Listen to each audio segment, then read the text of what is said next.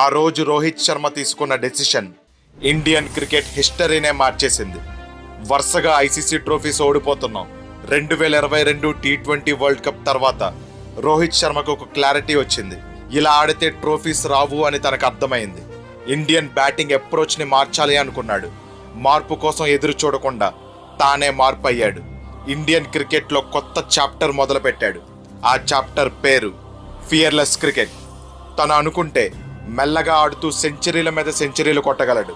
కానీ టీం కోసం తన బ్యాటింగ్ స్టైల్నే మార్చేశాడు. టీంకి మంచి స్టార్ట్ ఇవ్వడమే లక్ష్యంగా పెట్టుకున్నాడు. పవర్ ప్లేలో చితక్ కొట్టడం మొదలుపెట్టాడు. అతని హిట్టింగ్కి బౌలర్స్ మైండ్ సెట్టే మారిపోయి మ్యాచ్ స్టార్ట్ అవ్వకముందే భయపడేలా చేశాడు. 2013 తర్వాత వరుసగా 9 ఐసీసీ ట్రోఫీలు ఓడిపోయిన టీమిండియాకి ఒక్క మ్యాచ్ కూడా ఓడిపోకుండా వరుసగా 2 ఐసీసీ ట్రోఫీలు ఇచ్చాడు. నాయకుడంటే తన పేరు మీద రికార్డులు